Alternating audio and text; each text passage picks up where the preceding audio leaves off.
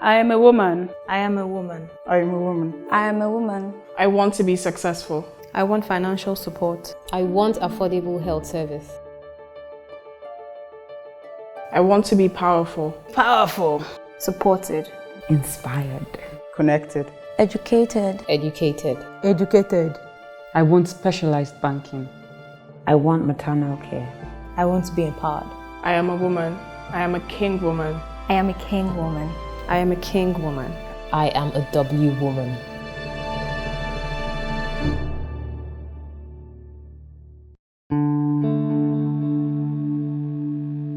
You have to watch Ayodeji Megbope's episode of King Women to understand why it's probably one of my favorite. But that's not what I'm going to talk about. What is so weird is it was such an amazing interview. I just kept on telling myself, I can't believe I'm here. I can't believe I'm capturing all of this on camera and nothing has gone wrong. Nothing has gone wrong. Oh my God, thank you God so much for this experience. And I remember I went home and we're backing up the footage and we turned on the sound equipment to back it up. And we saw all the files that we recorded for sound. And when we clicked on it, nothing was there. We clicked on it, nothing was there. The entire sound files had gone corrupt on us. Nothing that we could have done. It was just a glitch in the matrix. It was just a glitch of the machinery. And I remember I cried and cried and cried and cried and cried. I was like, are you trying to tell me that this amazing experience that I had with this amazing woman, the rest of the world will not be able to hear it? I couldn't go back to her and ask her, could I do this interview again? So many of the things I captured in that interview cannot be redone. You can't recreate those moments. And I remember I went to an uncle of mine, Dr. B, and we're showing him the sound files and he goes, Kemi, these are lost. And he's an amazing sound technician, one of the best in Nigeria. And he goes, these sounds were lost. And I was just clicking on the actual clips and I was like, you mean I've lost all of this? And he was listening to the sound that was coming directly from the camera. And he went, Kemi, is that the sound from the what you shot? And I said, yes, it's the sound from the camera. And he goes, you haven't lost it yet. Give me this particular sound. I promise you, I can clean it up. It won't be as great as the other one you shot, but I promise you it will be just perfect. And I was just so elated that I was still going to be able to share this amazing moment with this amazing woman to the world.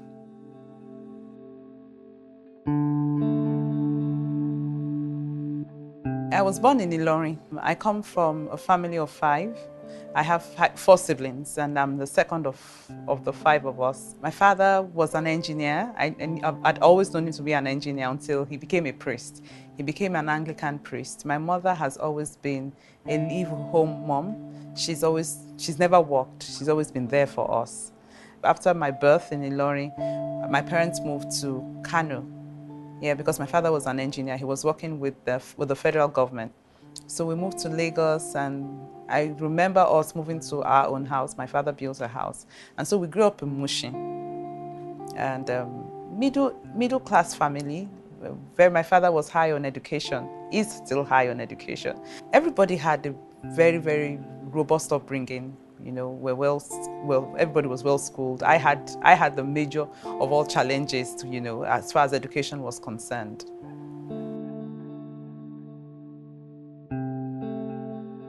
My father had always been very religious. He had a very, very strict Christian upbringing. And then I think he started facing challenges in the civil service. He was really high up there. I think he was a senior engineer. And he started having issues with having to offer bribes, to take bribes from people. People were putting pressure on him. People wanted contracts from the federal government, were putting pressure on him to accept bribes. And he didn't want to do that, but his superiors wanted him to do that. So I think he got caught in between. And so he said, look, let me just serve God. From day one, Dad had always been spiritual, very religious. And we were always going to church. We were always in church. So the only difference was that the chauffeur-driven cars were no longer there, you know, and we had to, I remember at a point, my younger sister's school was changed, you know, just a little adjustment, but Dad had really made a lot of investments. So we're comfortable to some extent, but even though we couldn't afford so much luxury, but at least we're not lacking in the basic things, you know, so we had to go to church. Our lives were under more scrutiny because we're now priests, children of priests, and so we had to ensure that our I's were dotted and our T's were crossed. I was the one that actually gave them the most problem. So of all the 5 of us, I had a rocky start.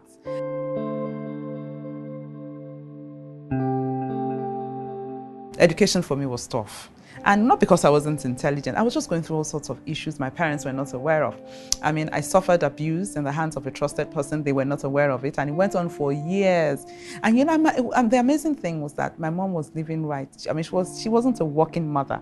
And you know, it was happening right under her nose. But just because she trusted these people, that completely messed up my mind. You know, so it affected me academically. My mother was just so upset with me.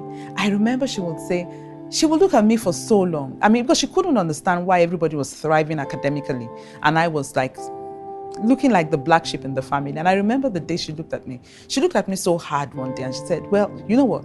I've just concluded that you are that black sheep in the family. Yeah, because I had all sorts of issues. Everybody went to the university, you know, they did well. I ended up in a typing and shorthand school. My father had just given up on me. I remember the first time I did my school cert. I came out with, I had 4 credits and I had some passes. And of course, I had the other 2 or 3 subjects were F9. But my father just said to me, you know what, there's hope for you. If you can have 4 credits at a first attempt, you probably will do better if I give you another attempt to do it. So I did it the second time. I did my school cert the second time and I came out with 1 pass and the other subjects were F9. My father just lost it. And he said, it's obvious you're not ready for education, so you go sort yourself out. I remember that day I got home with my result and just said, okay, you know what, go sort yourself out and look for what you want to do. And I left my house that day. I had cried. And then I was walking around. Like I said, we're living in Mushin. So I'd walked round and round, and then I passed by a building. And I looked up, I saw some young ladies on the balcony of the building. And there was an elderly man in the middle of them. I mean, he was seated. There was a table in front of him and he was writing something and they surrounded him. And I was looking up wondering what they were doing. And then the man looked at me and he said, come here. I'm sure we have space for you. So I went up there and I was wondering what it was all about. He said, oh, this is a typing and shorthand school. What are you doing? And so I told him what had just happened to me. He said, come and do typing and shorthand. Maybe you're just not made for university. Maybe you're not university material. And that was how I took the form and I started the typing and shorthand school the next day. My father was like, at least go somewhere, do something. My mom just shook her head. She was just like, something's just wrong with this girl. And that situation actually created a lot of friction between my mom and I.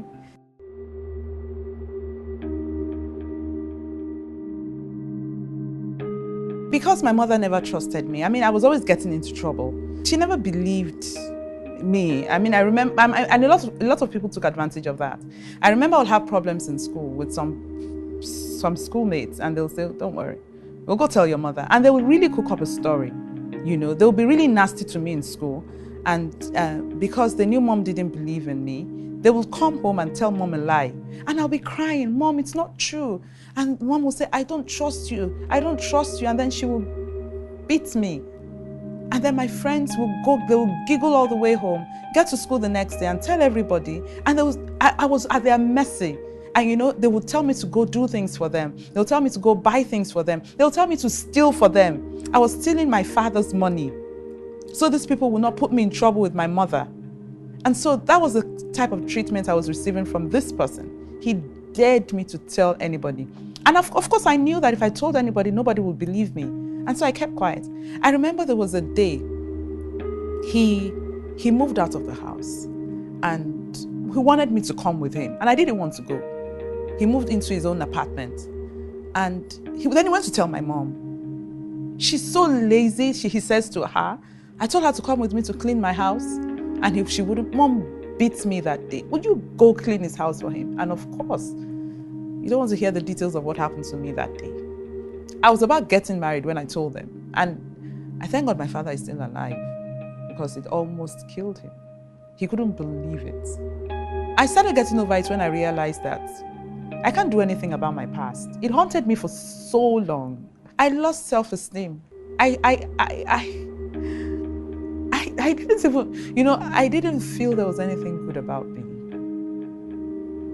I didn't feel there was anything good about me. I felt, I was lucky because there was a point he got to that he called two of his friends together. And, I was almost abused that day, but somehow God just saved me.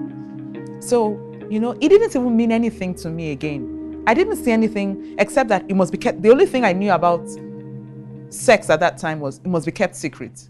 But I didn't see anything wrong with it. So I lost self-esteem. I lost concentration. I just didn't care. I didn't care. This went on till I was about 13. So it wasn't until I went to school. And it taught me so much, a lot of lessons. Children shouldn't learn things from their friends, especially when it comes to sex. And that's why, those were the things that made it easy for my husband and I to introduce sex to our children at a very, very young age. I didn't even think anything good would come out of my life. That was why when it was time for me to go for typing and shorthand, I didn't care. My mom would look at me and wonder, you don't even care. You're just having fun. She would wonder why, she would say, don't you think? And I was like, what's there to think about? So, but when I became more aware of the fact that the past has happened and there's absolutely nothing I can do about the past. And I also began to read books, and I learned that for as long as you hold on to the things your abuser has done, you're actually holding yourself down. Your abuser, I can't remember who said it. Maybe I was in a meeting or something. The person said, look, the abuser has gone. For as long as you hold the abuser in unforgiveness, you're still where that abuser left you. So at that point, I just decided, and I became a Christian. I grew up in a Christian home, but then I became aware of my Christian status. I had to rededicate my life to God all over again and say, God, here I am. I need a new beginning. So when it got to that point, I just knew that, look, I have the rest of my life ahead of me. Those things that have happened in the past are gone. So I need to begin to make meaning out of my life. And one of the first things I did when I met my husband was to let him know about my past, especially because this person was still a very critical part of my life. It was family. When I became aware, I became worried about sex. I became uninterested in sex, so I just knew that I needed to tell this man so that he would also know how to handle me. And he was so supportive. Last week, we celebrated our 24th wedding anniversary. And so in all our 24 years, we've never had a house help. We've never had, and it is absolutely deliberate. So we decided that whatever we do, the children would come first. At a point, I needed to get a job. And so I had two options. I had the option of a school, and I had another option. The other option was going to pay me more. But because it was a school, because my husband and I had decided from day one that, look, we're going to devote more time to those children. Nobody was going to take care of the children for us. We're not going to entrust the children to the hands of any uncle, any aunt, any brother, or any sister. We had wonderful siblings, but we just said, if my parents did not know that this could happen, then anything could happen. So we decided to take care of them ourselves, and God helped us. And so my husband and I are very close. We also have a wonderful extended family on both sides. When I revealed to my parents what had happened without their knowledge, it actually, it brought us closer. So that helped us a great deal. And my husband and I, at a point, he was much more exposed than I am. He schooled in England, and I was a real Mushin local champion. And so his exposure helped to balance a lot of things. There were times when I would want to be overprotective, I would want to be very rigid over things, and he would say, calm down. So that helped. When both parents are on the same page, it helps a lot. And then when there's a lot of enlightenment, and so also the extended family was also helped a great deal. We talk to ourselves a lot. Okay, so we take care of our children together. And so we share experiences. So it helped a great deal to be able to balance a lot of things. And then our children we brought up our children to be able to express themselves.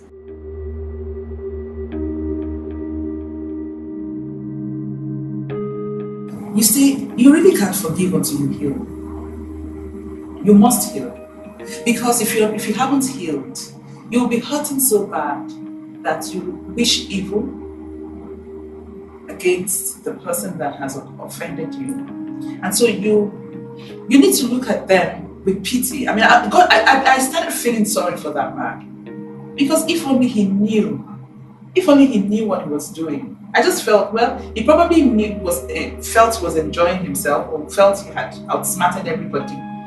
But knowing the end of such people, maybe not physically, but knowing that for everything we do, there are repercussions, there are consequences, even though they might not be immediate, except of course such people ask God for forgiveness. You begin to feel sorry for such people. And also when you realize that you're not perfect yourself. Yes, you might not have done things of such magnitude, terrible things of such magnitude, but you've done bits and pieces of silly things. So forgiveness to me is, you have to heal first. You must heal, because if you don't heal, it will be difficult to let go. It was easier to forgive that abuser than to forgive my mom. Because I felt this was someone that should have had my back. I can never forget how my friends cooked up stories against me and won't believe them. I mean, there was a day there was a fight in the house, and I was telling my dad, I was angry, and I said, Dad, please, I won't be upset with you. Just tell me who my mom is. There's no way she can be my mom. And then my mom was like, yes, I'm not your daughter. I'm not your mother. I'm not your mother. You're not my daughter. I can't have a daughter who behaves so badly. Yes, I was really badly behaved. No, really, I was badly behaved, because when I was pregnant with my daughter and I realized, I went for a scan and I found I was pregnant with the daughter, I really prayed. I said, God, please, let all the things I did to my mom not come through my daughter to me. I knew I was really bad, but I mean, my children, they make mistakes. Maybe because of my knowledge, I don't take it out of them. I realize that they're children.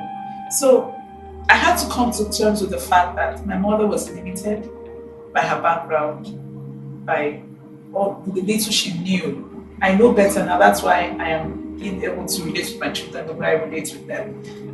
I mean, I remember growing up and seeing children hug their mom, and I would cry because I never remembered hugging my mother. So it was tougher to forgive my mom. It was tougher to forgive her. But eventually I did. Because I felt she should have. I couldn't understand how that abuser could have been abusing me right on the roof without them knowing. I wasn't so bothered about him anymore. What was uppermost in my mind was to heal. My kids were they were in the teens when I saw him.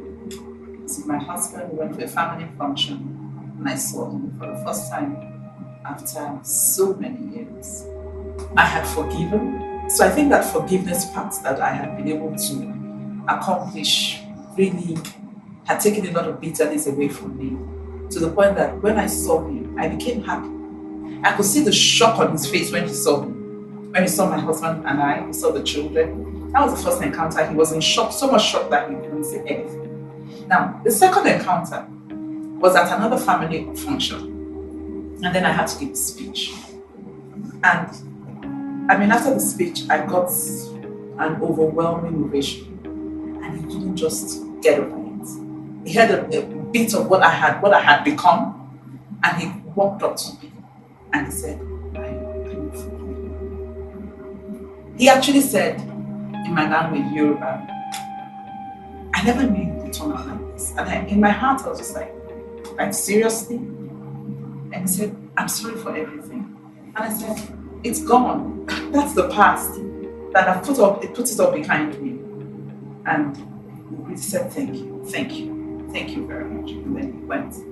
And then the third time I saw him was at a bigger function. And at that function, my resume was read. He couldn't look at me. Then he called me after the program and went on and on and on, started praying. I had a good laugh. My husband and I had a good laugh with the children. We told her that my son was like, Mom, you should have punched his nose. And I'm like, you don't do that when God has gone. I mean, God has obviously gone ahead of everything. So I didn't confront him. There was no need. I mean, the happenings in my life was enough to shame him. You know, when your glory is so bright and the devil has to wear shades, that's what happened to him.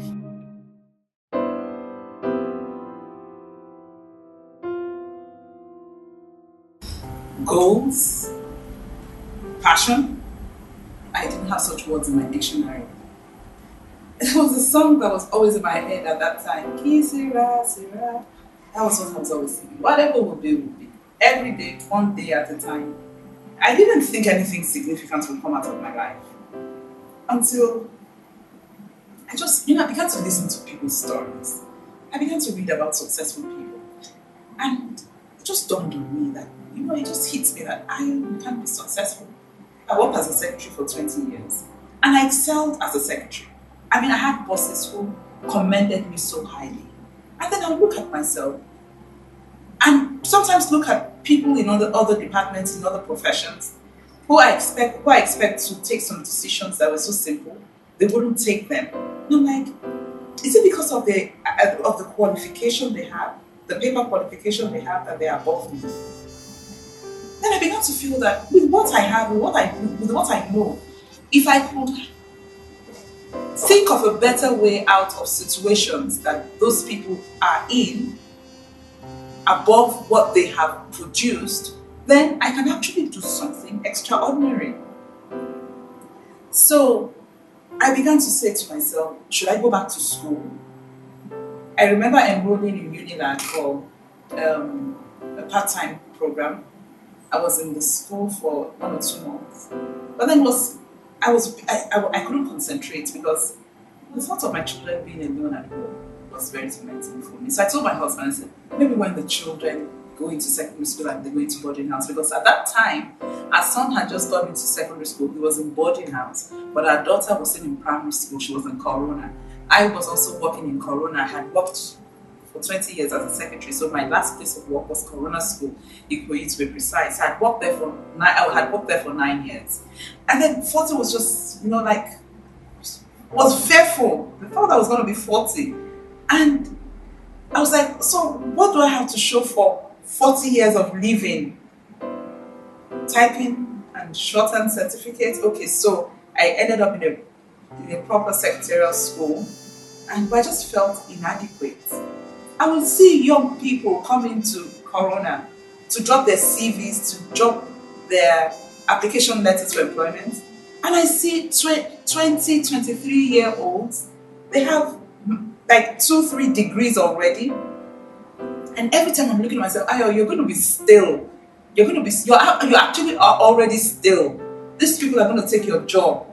The last thing I wanted to do at that point was go to school. I just didn't feel like. I said, okay, so I go to school now. I started a course. How many years would that take me? Maybe take me 2 or 3 years. I'll be 43. So what am I going to do with this qualification? I said to myself, no, I'm sure there's something I can do with my hands. It was a struggle, but I finally sucked up courage and told my husband. And so God has used my husband to compensate me in a lot of ways.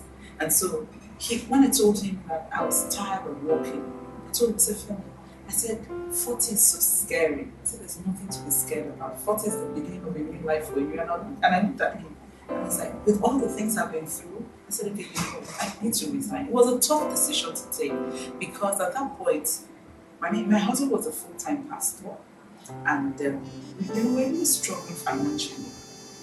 But he absolutely believed in me. And you see that belief he had in me encouraged me. I mean, there were times I doubted myself. And he kept telling me, there's something I see in you that it appears as if you're not seeing. That I see a rare treasure in you. And at a point, I forgot all my fears. And I kept leveraging on those words he was telling me. At a point in my life, I just said to myself, everybody around me is an asset that God has given to me to learn. One thing that tormented me was actually not having a university degree. It made me feel so less than everybody. But then, I found that there were people that went to the university that couldn't even speak like I could speak. So I was like, why kill myself over what I don't have? Why don't I just magnify what I have? Passion wasn't in my dictionary. I didn't even know what passion was all about. I just knew that I was living life. The fact that I had children, I was married, I was happy. But until I began to realize that there's more to life than marriage. And there are people that are married and I haven't made anything out of their lives. There are people that have children and they are nothing to write home about.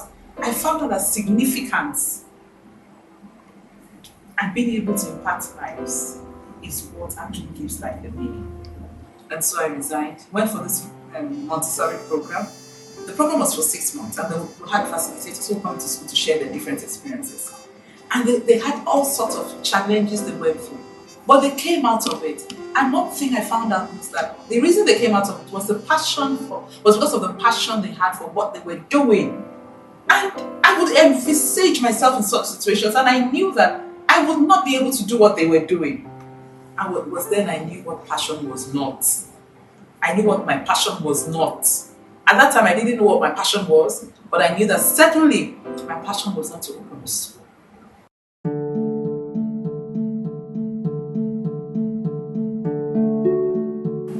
There was a day, and that was the turning point of our lives.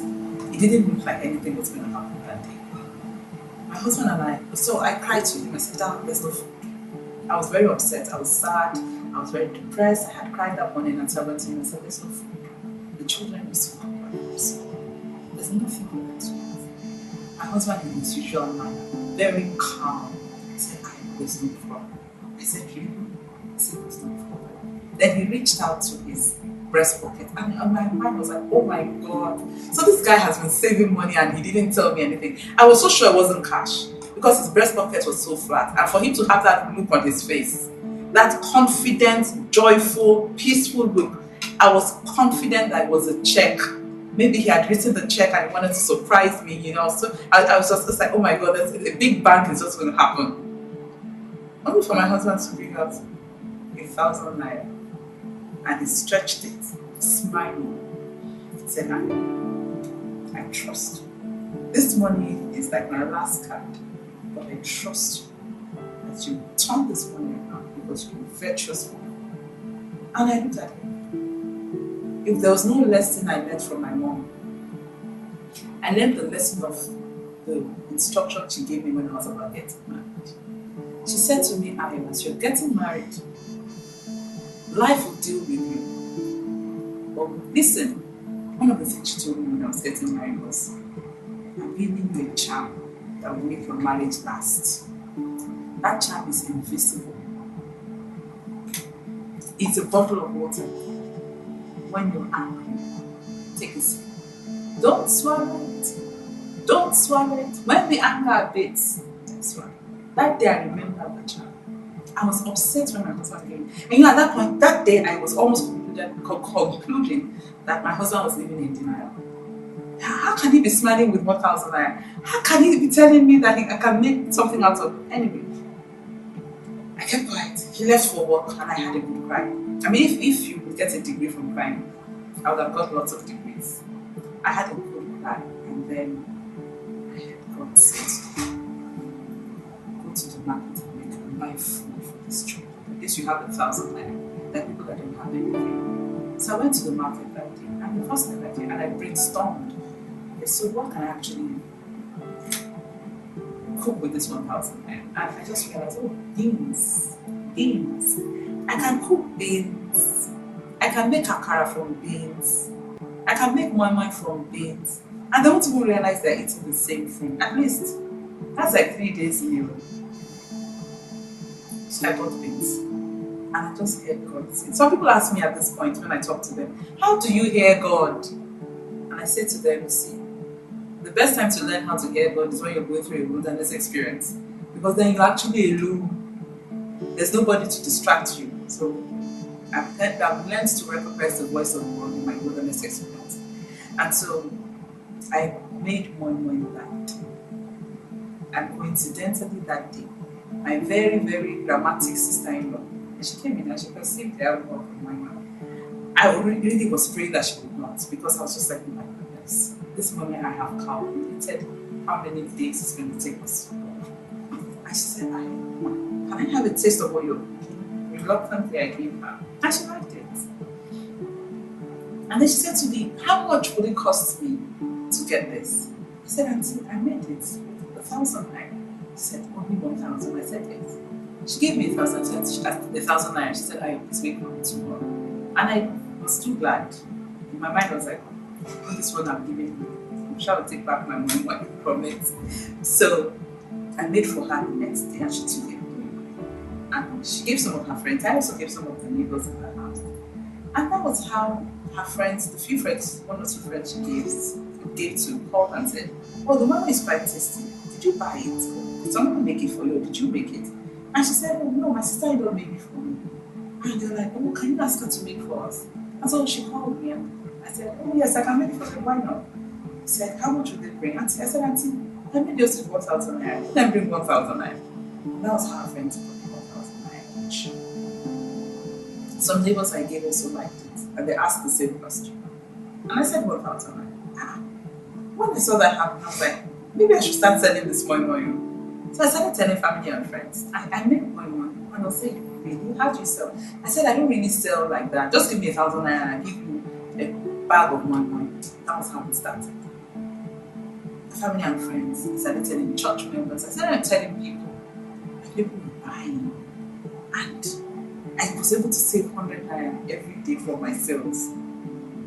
Got to a point, I knew that I needed to take this moment to a larger market. I was very happy that I was making something with my hands. Remember that when I was leaving Corona, one of the things I said to myself, one of the things I was convinced about was that if I could just get something to do with my hands, I would look at my hands and I'm like, these hands can do something. I met a parent in Corona who told me his mom sold Gary for him to go to law school. And I'm like, and he said his mom was an illiterate. And I'm like, I might not have gone to university, but I'm not an illiterate. So I can do something. And so when I started selling this one, I was so super excited. My husband he's my number one cheerleader. He was excited. I know the fact that we even had food we were eating was even something else. And at the same time, I was still taking home lessons. There were times I would put the moi moi in the fire. My husband would, when my husband is home, would tell me, please, in 1 hour's time, just turn it on. I would have timed everything. I would take a bike. I remember I had 2 children, one in Maryland and one in Anthony Village. I would take a bike, dash off to go and teach those children and come back for the morning. It was a bittersweet experience. I can never forget those days of waking up at 3 a.m. to wash my hands. There will be no lights. We're staying on the 3rd floor of the 1st story building. 5 a.m. I've taken my God bless my husband. There will be no light at that time. 5 a.m. I've taken my bucket of beans. I would have told the man grinding beans that I'm coming at 5 a.m. My husband will wake up. He will hold the torch and we'll go grind the beans together. Sometimes I'll get to that woman's house. She's not awake. And I'll be shouting, I can't. Mama, I fell a while. You want to grind beans? I fell a while. I remember washing beans one day. And when I finished washing the beans, everything poured. I cried. My husband watched it. He said, what's the matter? Why you cry? I said, my back was paining me, my neck was paining me. Everything has poured. Such a boy. I washed it up again. There was a day I made one. I didn't realize that the beans had gone sour. And I wanted to sell. The first person I spoke to said, it's gone sour. I said, no, gone sour. Then the second person later, come sir, come sir. I took the beans home. I took the mama home. This same sister-in-law of mine came visiting us that day. I was so deflated. I sat down at the dining table and she walked me and said, "Hey, what's the matter?" I said, "Auntie, all the money I made today, sir." I said, "Is that why you have a ceremony for your place? What's the worth?" I said, "Auntie, 6,000 naira. 6,000 naira. I can never forget my sister. She got out her bag. Go down. Go put my sister. And it's been teach.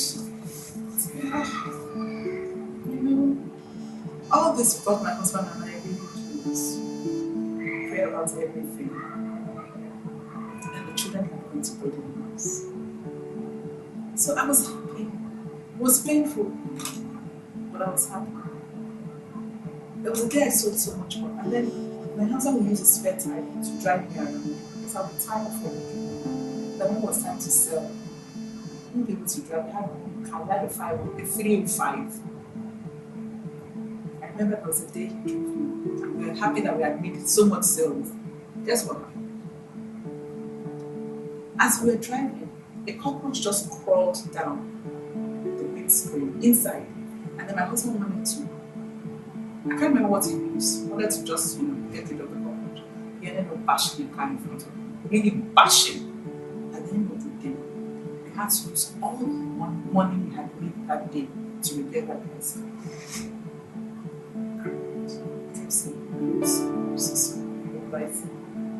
But those are just tests for us.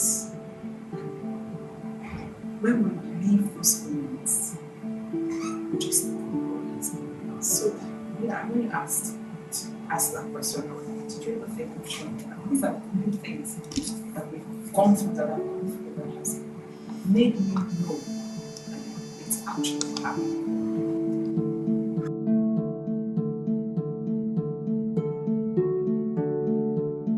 Every height that I've been able to attain, I have learned lessons to be able to operate at that scale through unstructured environments. Remember I was telling you about how I started selling money, and then I moved from selling to family and friends, looking for in familiar markets. I ended up in front of Corona School. It was tough. It was very, very humbling. But you see, like I said earlier, some things you experienced in the past become tools that you will use to get to your next level in the future. It was humbling because I told them when I was leaving Corona that I was going to open my own daycare center. And I had friends who told me, don't go. They told me, a bird in hand is worth two in the bush.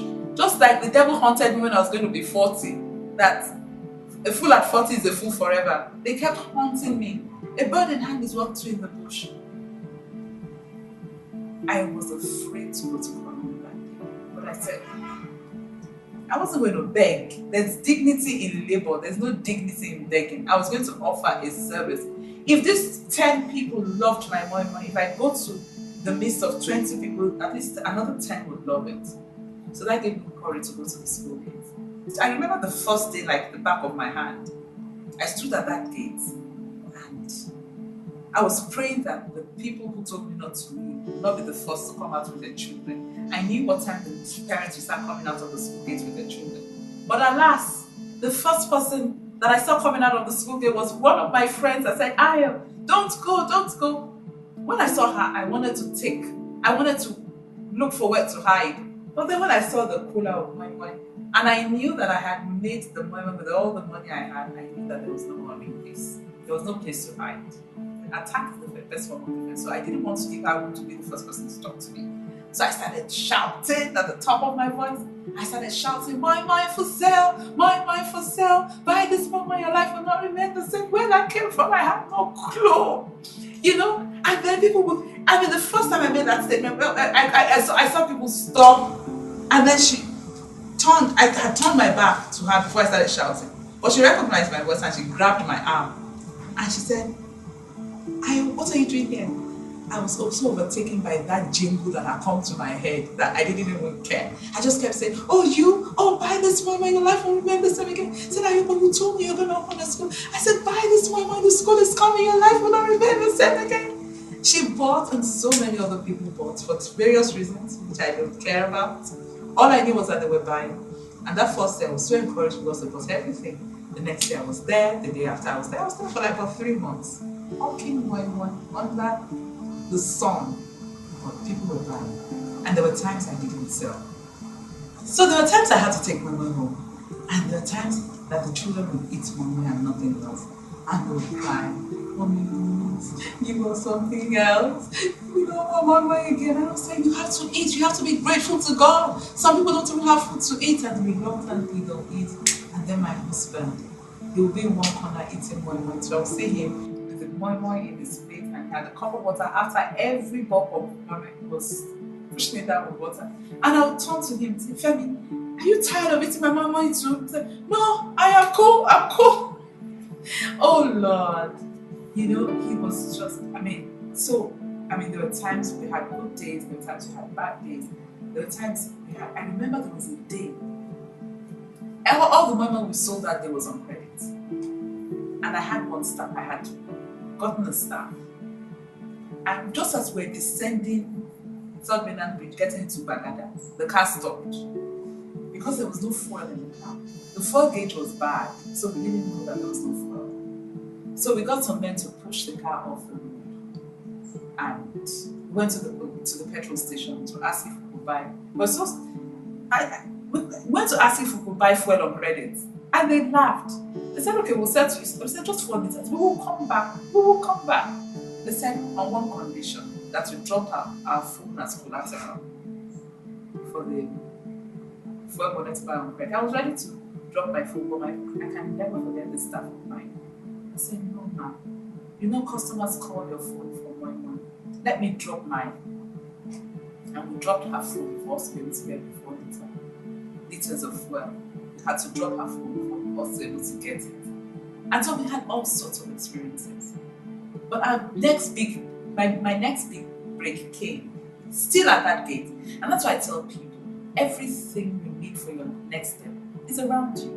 The moment you begin to appreciate everything you have, you will see that it will take you to the next level of where you want to be.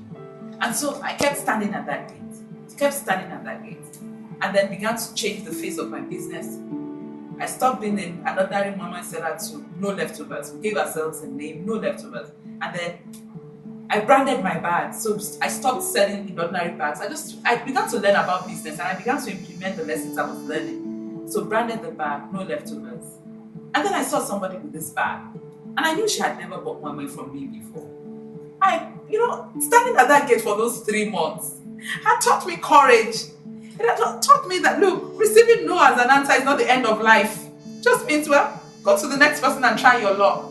And so, lack of self-esteem had become a thing of the past. I was no longer intimidated. I had confidence. I was ready to take the world. I was proud of what I was doing, and I was ready to put my best foot forward. And so I walked up to this woman to ask her where she got the bag from. And she asked what I was doing, and I told her, she sees me every time at the gate. Oh, and she never looked at me. She was one of those women that was always chauffeur driven, and Audrey would always open the door for her. She never looks at the woman by the side of the gate. She goes there, and I also respect myself. But because I saw her bag with her that day, I had the courage to walk up to her. And when I told her what I did and what I do, she was like, really? You won't believe my headache right now. I run an all-service company, and I need a caterer. I have 100 staff. Can you cater for 100 people every day? And I'm like, oh yes, I can. And before then, people had started asking for other things apart from moi moi. They were like, Ayo, if you can make moi moi this well, then you should be able to make edikaikong. You should be able to make afang. All these things I didn't know how to do, but I refused to say no. And then when I take those orders, I'm sitting. The first time I took the order for edikaikong, I'm sitting there and I'm like, okay, so how am I going to cook this thing? And then God said to me, go to that same market. You know those Igbo women in that market? Go to them. And then I took my pen and paper and went to them. I said to them, went to one woman. I said, Mama, I want to cook edikaikong and I want the ingredients. She saw my face. She said, my daughter, you be Yoruba. I said, Madam, Mama, I be Yoruba. The husband are Igbo. I just said, word. They don't test you. You know, I remember the way she sat down. They don't test you. The thing said, I go send you away from your husband's house. They don't feel send me. I go teach you. You go to buy from me. I said, Mama, I go to buy from you. I go teach you. Sit down. They write. Yeah. Water leaf, write them. Ugu, write them. Okoroko, write them. That was how I went to that woman. Every time. Afang. I think I come. They don't come again. They know if you take your husband a lie, I go teach you. That me go teach you. When I teach you finish, then go know stay now real wife the man. That was how I learned how to do all those soups outside a structured learning environment. So by the time I met this woman, I was so ready to take the world. I was so ready to cook anything. And so she said to me, she gave me her card, go see my HR manager tomorrow. The next day I went there, and the HR manager told me they had tried all sorts of caterers. They had put an advert in the paper, but this one that you're from, madam, we will try you. So I had to run like a crazy woman, looking for staff. And I just saw a lot of Bible stories playing out in my life. I just felt like Peter. Remember the story of Peter when he had toiled all night and caught nothing? And Jesus said, just for the last time, just cast your net. And I felt like that. I said, no, this is, I'm sure this is how Peter felt. Because remember, he cast his net, and then he couldn't pull out the net because it was so heavy and he had to call other fishermen. I started looking for staff all over. So I'm looking for staff. I need people to come and help me. And I got staff. I'm going to start catering for this one. I found out that business is not just about skills, your hand skills that whatever you can do with your hands. It's also, you need to have some business sense, and I didn't have that. And I kept praying, my husband kept encouraging me. And then one day, I just found pages of a newspaper that an American company was coming into Nigeria. The American company is called Goldman Sachs. They started an initiative, 10,000 Women program, and the vision was to empower 10,000 women in developing economies with business skills, to empower them with business skills. No money, just to teach you how to run your business properly. My initial reaction was a meeting. And they were doing this in conjunction with EDC. EDC is Enterprise Development Center under the Pan-Atlantic University. And I went to my husband and said, Dad, this would have been a wonderful opportunity for me, but see, I'm sure they're looking for university graduates. My husband said, why do you always focus on what you do not have? Focus on what you have. Try. At least I've been at the school gate for so long, taught you that, look, no does not mean the end of the world. Try. So I tried. To my amazement, I was enrolled for the program. It was a scholarship program. And the first day was really teary for me because I felt like I was entering a university. I was like, God, I'm indeed, this is under the Pan-Atlantic University. Yes, it's EDC, but I am in the university. And the program was for 6 months, and then the Americans decided to come to Nigeria. And we had a dinner for them, and 3 of us were chosen. We were appointed to speak on behalf of the past. I was the 3rd person, and initially I was afraid. But then my husband was there, and I ran to him. I said, Femi, I've been chosen to talk on behalf of everybody. You know how rugged, how not too nice my English is. How am I going to talk? And these Americans, my husband said, he kept saying to me, magnify what you have. Then he said to me, okay, you know what? Do this. I'll sit in the middle. Don't look at anybody. Just keep looking at my face. As you talk, keep looking at my face. That was my first public speech. And I kept looking at my husband all the time I spoke. I would go around and around, and as soon as I see him nod, I knew that I was on point. And by the time I finished, the short speech wasn't for up to 5 minutes. I got a rousing ovation. And then the Americans walked up to me and said, Ayo, you are a fantastic public speaker. And I'm like, seriously? And then they said to me, we want to come to your office. I was like, oh my goodness, that's why I didn't want to say anything. I do not have an office. I do all this in my kitchen. And they're like, really? Where's your kitchen? I said, don't even go there. It's not on the side of town. It's not in VI. It's not in Ikoyi. It's in a very rough part of town. Then we're staying in Shiko. And they're like, Ayo, we're here for you. wherever you are, as long as you're under the umbrella of the 10,000 women, we are ready to come. And I'm like, really? I thought it was a joke. I told my husband, said, don't worry, do a makeover. Do a makeover of the house. As it is, just turn things around, turn the tables around, and my house was a mess. Every corner I had kegs of groundnut, because all the empty kegs of groundnut oil, I would sell to make money. It was such a mess. I remember my children would be going to, when they get to school, their friends would tell them that, you're smelling of stew. And so my children could no longer eat in the living room because we'll be cooking in the kitchen and everyone would just be smelling. They'll eat in the bedroom, they'll have breakfast in the bedroom. And then when they're going to school, they'll make a mad dash for the door so that the smell does not linger on them, And so my husband said, don't worry, we'll tidy everything up. And so they came the next morning. That was another drama on its own. It was real drama. Because, like I said, we were staying in Chicago, Pampo thing, and there was always fights with the conductors, barriga boys. And so that early morning, there was so much noise. Of course, we were excited and all that. And only for me to hear the news, I was like, what? What's happening? I looked out of the window and there was commotion out there. I saw policemen with guns and I was like, oh God, today the Americans are coming and these people are doing all this mess. I didn't realize that. The policemen I saw with guns were the entourage of the Americans. And then I saw my old security man, who I never knew could speak a word of English, hopping from one end of the gate to the other, opening the gate and saying to them, hello, no left of us, she's up, coming. And I was like, oh God. And I saw them in 3 embassy buses. And I saw them, about 10 or so of them, coming out with their equipment, with their lights, with their cameras. And I'm freaking out. And I'm telling my husband, there's no light. There's never light at this time. We only have a small gen. My husband said, calm down. God brought them. He'll sort them out. If they don't have any light, there's no light. We'll give them what we have. Lo and behold, as soon as the first American opened the door and set foot into the house, light came. At that time, I just knew that God was about to do some drama with my life. And so they came and they left. We rejoiced and we thought that was the end of it. Only for them to send a message to me after about 2 months and say, Ayo, you're such an amazing woman. We want you to come go to the US. We want you to come and share your story. And I'm like seriously? I could not believe it. I was so scared.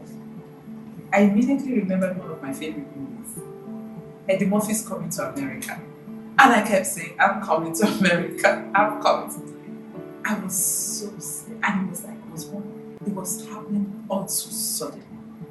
And my husband would just say, just keep going. Keep calm. Just keep going. Just keep going. And I went on that trip. I come back from that trip, kept building the business, and then I get another letter. This time around from the Clinton Global Initiative. Obviously, the Clinton Global Initiative at that time was focusing on empowering women. So they needed to bring a woman who had benefited from a program similar to what they were proposing and who had grown her business from nothing to somewhere bigger. And so they reached out to me and said, Ayo, can you come and speak? And I'm like, of course I can. So I was a guest. I was guest at that program. It was an amazing one. Doors began to open for me.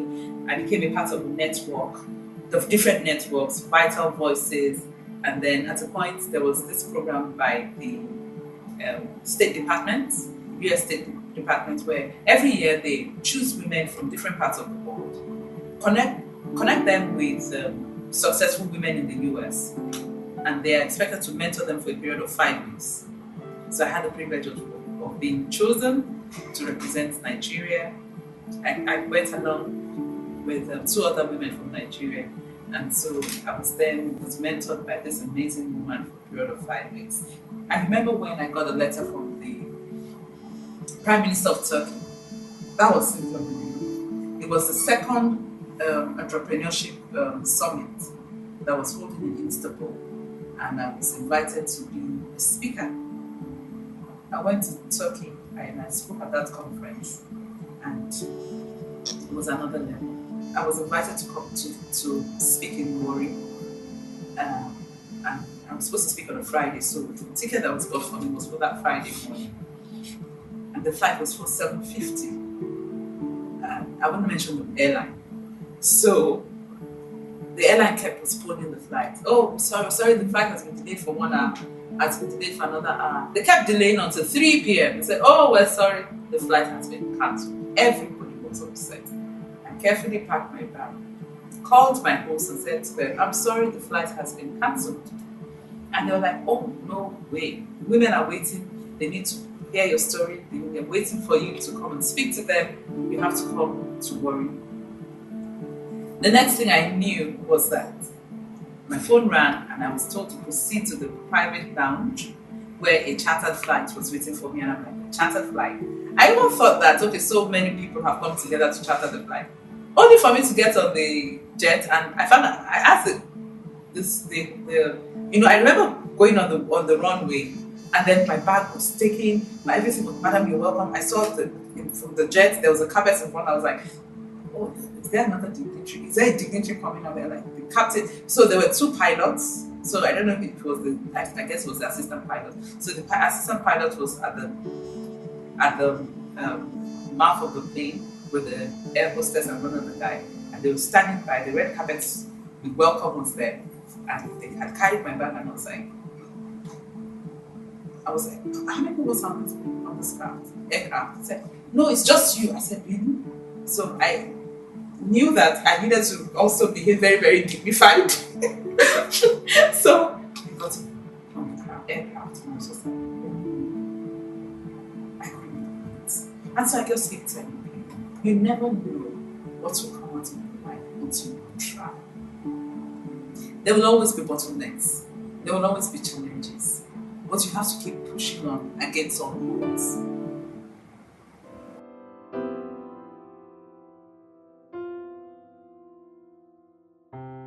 I was actually called by Goldman Sachs. There's a program that the First Lady is initiating. It's the United States of Women. That's the United States of Women all over the world.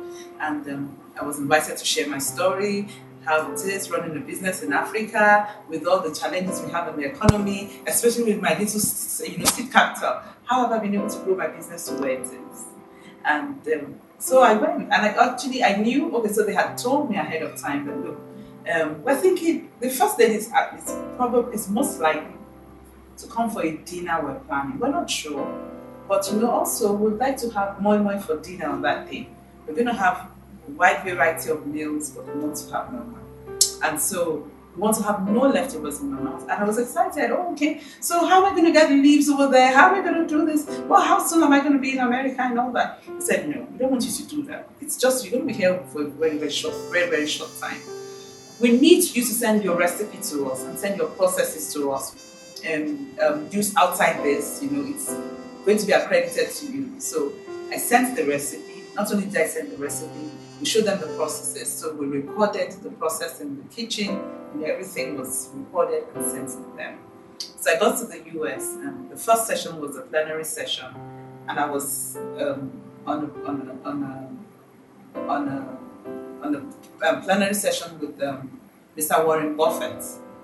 I mean, I thought was the icing on the cake for me. I was super excited. I mean, to hear someone like Warren Buffett say, you're an amazing woman. I'm like tapping myself on the back saying, oh yes, so come from the richest man in the world. So we had a fantastic session. We had over 5,000 women in that huge hall. I'd never seen so many women gathered together under one umbrella. And, I shared my story. It was inspiring for a lot of people. There were a lot of positive feedbacks. And so the dinner came, and then my fingers were crossed. Is Michelle Obama really going to come? And so I was invited to the State House. That was actually not my first visit as it concerns the White House. Okay, in 2014, yes, I was praying for expansion in my business. And I had a need to expand the business. And I was like, how am I going to expand? I don't have so much money. So I was like, go to the bank. Let me talk to I put my papers together, my accounts and all that. I knew that I had a good record with them. So I did everything and sent it to them. I did my projections on what I wanted to do the money for and use the money for and all that. And they saw it, and the bank manager called me and said, Ayo, this is highly impressive. But you know what? Do you have a landed property? I said, I do not. I said, it's going to be tough for us. The stock market is down, so we can't even ask for shares. So, but we can give you 30% if you have 70%. And I'm like, if I have 70%, I won't be here. So I was upset and I just walked out. I said, forget it. About 2 weeks after, I got a call from the US. It was going to be International Women's Day.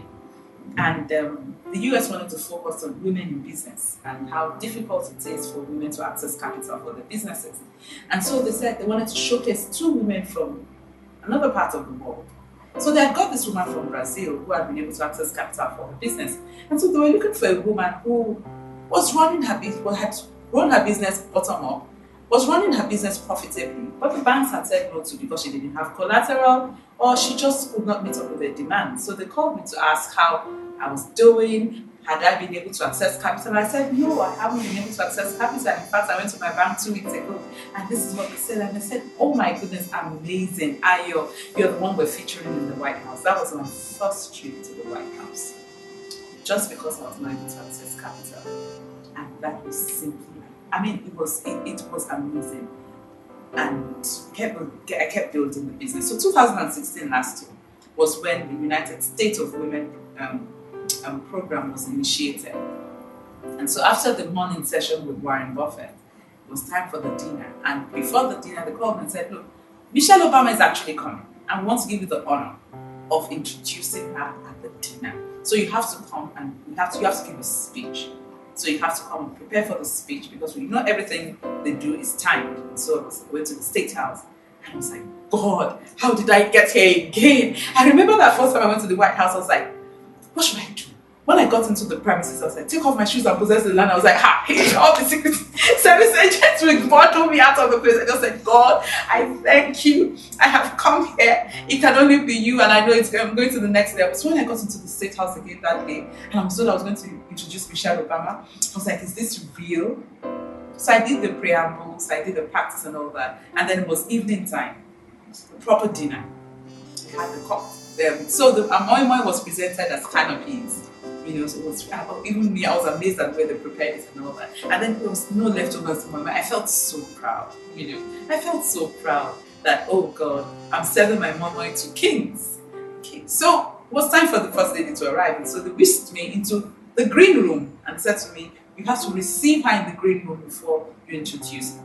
So I was waiting in the green room all alone. There was a tray of moi there. He said, just show her. He said to me, just show her what your moi is. Of course, the first lady cannot eat in public, but you just show her. And so in my mind, I was like, this first lady, she must eat this moi. I wasn't sure she would eat it, but I was even still proud that I could present my tray of moi to her. And so I was waiting, and they said she was going to come in 5 minutes. 5 minutes past, 10 minutes. I was like, oh my God, has she changed her mind? Is she not coming? Oh God, she must not send a representative. And then before I could say Jack Robinson, Michelle Obama herself walked into the room, and I can never forget the way she stretched her hand. And she said, Ayo, you are an amazing woman. I've heard so much about you. Oh my goodness. I was just drooling. I was like, Michelle, you're so beautiful. She just smiled, and I was like, the next thing I did, I just grabbed my tray of moi. I said, Michelle, this is my memory. I could not believe the next thing she did. She took a piece of the moi and ate it. And she was like, oh my goodness, this is delicious. I was like, really? This has come to pass? And as I put the tray down, I was whisked to the hall to announce the arrival of Mrs. Michelle Obama. I gave a short speech and I had the honor of saying, ladies and gentlemen, may I present to you the wife of the President of the United States of America, Mrs. Michelle Obama. Oh my goodness. It was an unforgettable moment for me. And then of course she walked up stage, gave me a hug. It just shows me and helps me to re-emphasize the fact that anything is possible. What you believe, as long as you hold on to it, regardless of the obstacles you face, you keep working at it. You keep praying. You keep trusting God. You keep pushing on against all odds. They will come to pass. For as long as there's life, I absolutely believe our dreams will come to pass.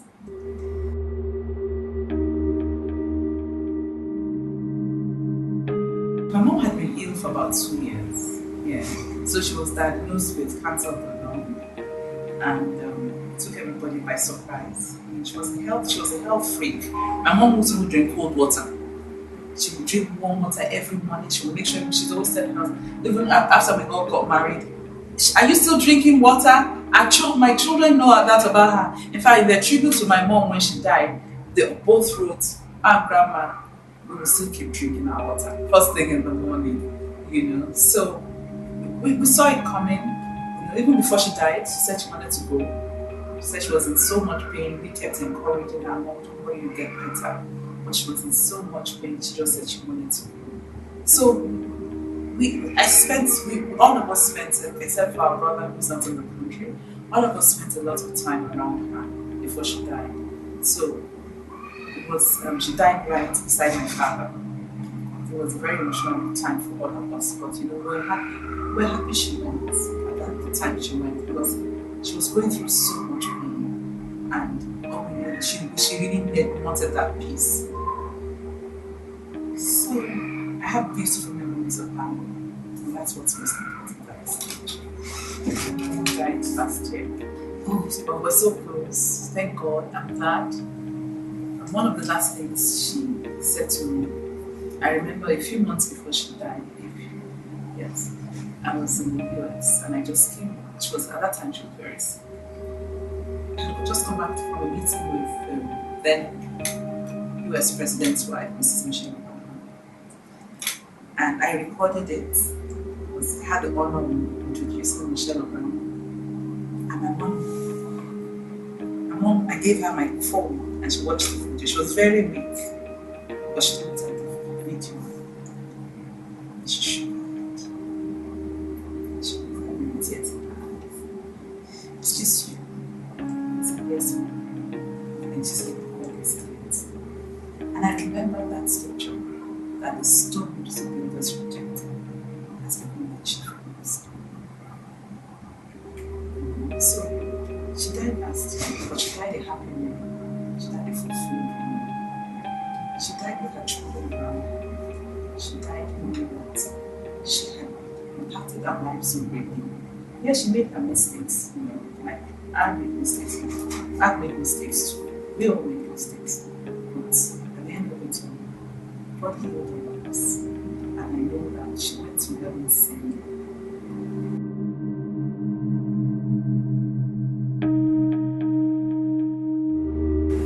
I have met so many people who didn't believe in me. And to me, that was not love.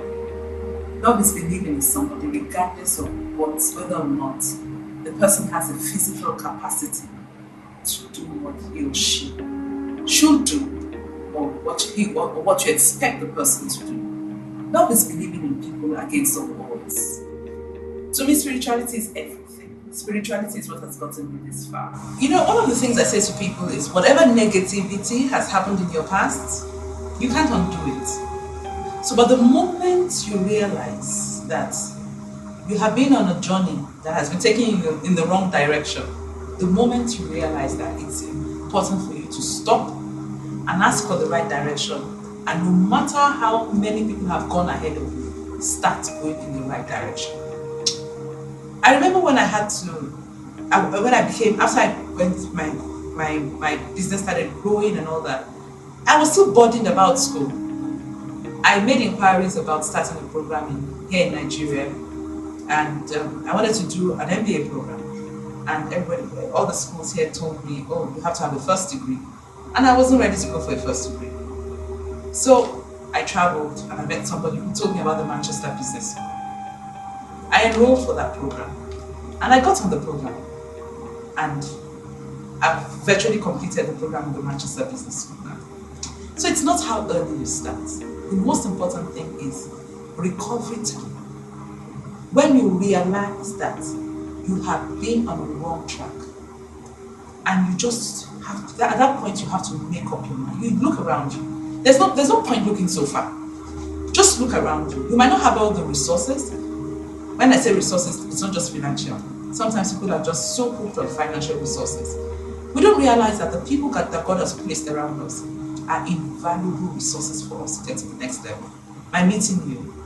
I mean, all the people, I mean, from my story, you'll find out that I haven't mentioned that anybody gave me this huge sum of money. It's been just meeting one person and meeting the other person, learning to treat people right, learning not to look down on people, learning to ask God to open your eyes to see the value that this person can add to you. So look around you. There's always someone, there's always something that will take you from where you are to the next step. It might not be where you want to be ultimately, but at least it will get you out of where you are, from that mess, from that stuck position you are. Take you out of it. At least let's get out of this mess first. Let's get on the highway and then we'll begin to walk. Let's get out of the swamp, because if we stay in that swamp, it will bury us. It will drown us. There's no point. Get out of it and start moving. Whether you're 40, whether you're 50, whether you're 7, as long as you can reason it out that, hey, where I am is not the best. Look around you. There's always help on the come.